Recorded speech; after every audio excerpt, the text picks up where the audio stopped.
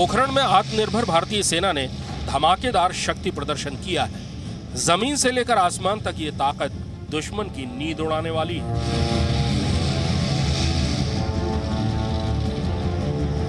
भारतीय सेना की ये खतरनाक और ताकतवर हथियार दुश्मन का चैन छीनने वाले ही नहीं, बल्कि दुनिया को रक्षा के क्षेत्र में आत्मनिर्भर भारत का एहसास कराने का सबूत भी है।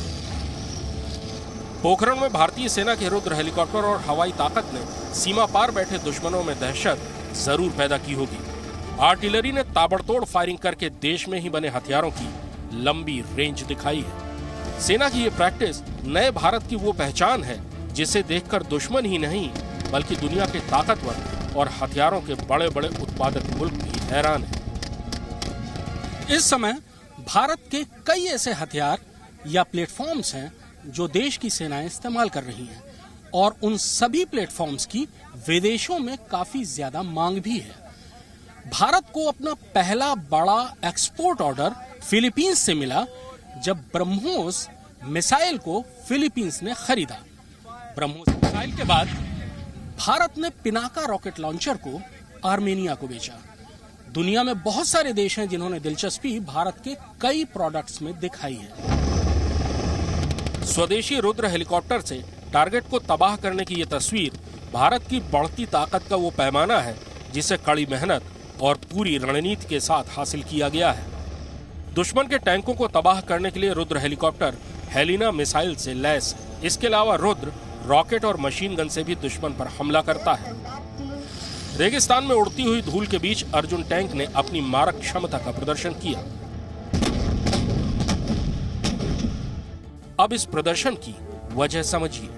आज ब्राजील के सेना प्रमुख जनरल मिगुएल रिवेरा के सामने भारतीय सेना ने हथियारों का पावर पॉइंट प्रेजेंटेशन किया, जिसमें जमीनी और हवाई हथियारों के साथ आईसीवी यानी इन्फेंट्री कॉम्बैट व्हीकल भी शामिल रहा। इन्फेंट्री कॉम्बैट व्हीकल्स यानी आईसीवी का इस्तेमाल लड़ाई के मैदान में बहुत ज्यादा होता है। ये वो बख्तरबंद गाड़ियां हैं जिनके अंदर इन्फेंट्री यानी पैदल सेना छुपकर आगे बढ़ती है। बख्तरबंद होने की वजह से मैदान में दुश्मन की गोलाबारी का इस पर असर नहीं होता है और ये ट्रैक्ड होने की वजह से टैंकों के साथ उसी रफ्तार से आगे बढ़ते हैं। भारतीय सेना सोवियत संघ से आयातित बीएमपी का इस्तेमाल करती रही है, लेकिन अब आईसीवी यानी इन्फेंट्री कॉम्बैट व्हीकल्स का निर्माण भारत में ही हो रहा है। इनको नाम दिया गया है सारथ। बदलते दौर और चुनौतियों के साथ भारतीय सेना ने भी खुद में कई बदलाव किए हैं। भारत में ही बने इन्फेंट्री कॉम्बैट व्हीकल भी उसी बदलाव का एक हिस्सा है, जो दुश्मन के खात्मे के लिए सबसे आधुनिक इक्विपमेंट से लैस है। इसमें स्टिक 10 की होती है टोटल मिला के। इसके बाद इसके फायर पावर में ATGM anti tank guided missile concourse है, जिसकी रेंज करीबन 4 किलोमीटर है।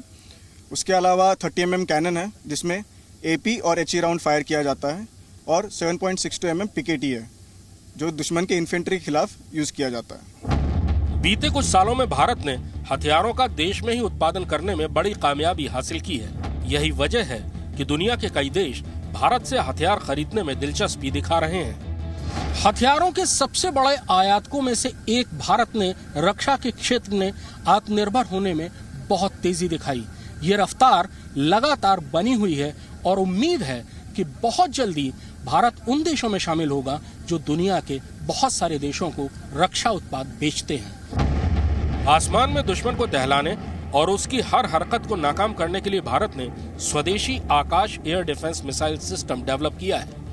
यह मिसाइल सिस्टम भारतीय सेना और वायुसेना दोनों में शामिल हो चुका है और दुश्मन के लड़ाकू विमानों, ड्रोन और मिसाइलों को आसमान में ही तबाह करने में सक्षम है। खास बात यह है कि भारतीय सेनाएं पहले इन सारे रक्षा उत्पादों का इस्तेमाल खुद कर रही हैं और भारतीय सेनाएं जिन अलग अलग तरीके के वातावरण में, जो कि दुनिया के सबसे चुनौतीपूर्ण वातावरण है, वहां इन हथियारों, इन प्लेटफॉर्म्स, इन सिस्टम्स का इस्तेमाल कर रही हैं।